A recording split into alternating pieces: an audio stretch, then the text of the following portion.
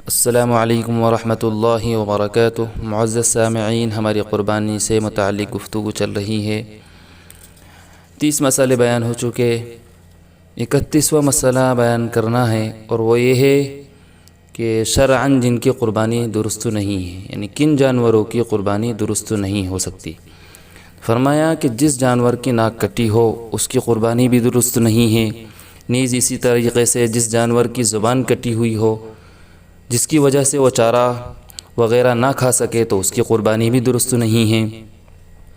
اسی طریقے سے اگر بھیڑ بکری کے ایک تھن سے دودھ نہ اترتا ہو تو اس کی بھی قربانی درست نہیں ہے۔ اسی طریقے سے اگر بھینس، گائے، اونٹنی وغیرہ کے 2 تھنوں سے دودھ نہ اترتا ہو تو اس کی بھی قربانی درست نہیں ہے۔ اسی طرح جس جانور کا تھن کٹا ہوا ہو یا اس طرح زخمی ہو کہ بچے کو دودھ نہ پلا سکے تو اس کی بھی قربانی درست نہیں ہے۔ اسی طریقے سے اونٹنی، گائے، بھینس کے اندر ایک تھن خشک ہو جانے پر تو قربانی جائز ہوتی ہے، لیکن 2 تھن خشک ہو جائے یا کٹ جائے تو بھی قربانی جائز نہیں ہے، درست نہیں ہے۔ اسی طریقے سے خنثی بکری کی قربانی بھی درست نہیں ہے، اور اسی طریقے سے عیب دار جانور کی قربانی جائز نہیں ہے۔ لیکن اگر ذبح کے وقت تڑپنے کودنے سے عیب دار ہو گیا تو کچھ مضائقہ نہیں ہے۔ اس میں اصول کلی یہ ہے کہ اگر کسی نے قربانی کے لیے بے عیب جانور خریدا تھا، یعنی کہ خریدتے وقت کوئی عیب نہیں تھا، مگر بعد میں کوئی ایسا عیب اور نقص پیدا ہو گیا جس کی وجہ سے قربانی درست نہ ہو، تو اگر قربانی منت یعنی نذر کی ہو تو اس کی جگہ بے عیب جانور کی قربانی ضروری ہے، خواہ وہ شخص امیر ہو یا غریب۔ اگر قربانی نذر کی نہ ہو تو غریب کے لیے اس عیب دار جانور کی قربانی کر دینا کافی ہو جائے گا، اور اگر امیر ہے تو اس کی جگہ پر دوسرے بے عیب جانور کی قربانی کرنا ضروری ہے۔ اسی طریقے سے جس جانور کے پیٹ میں بچہ ہو اس کی قربانی صحیح ہے، لیکن شامی میں کفایہ سے منقول ہے کہ ولادت کے قریب جانور کو ذبح کرنا مکروہ ہے۔ بچہ جو پیٹ میں سے نکلے، اگر وہ زندہ نکلے اس کو ذبح کر لیا جاوے، اس کا کھانا حلال ہوگا، اور اگر وہ مردہ نکلے تو اس کا کھانا امام ابو حنیفہ رحمۃ اللہ علیہ کے نزدیک درست نہیں ہے۔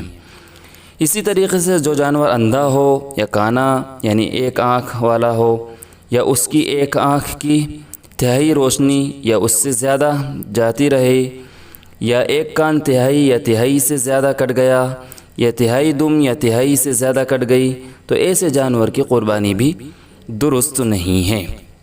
نیز اسی طریقے سے جو جانور اتنا لنگڑا ہے کہ فقط 3 پاؤں سے چلتا ہے، چوتھا پاؤں رکھا ہی نہیں جاتا، یا چوتھا پاؤں رکھتا تو ہے لیکن اس سے چل نہیں سکتا، تو اس کی بھی قربانی درست نہیں ہے۔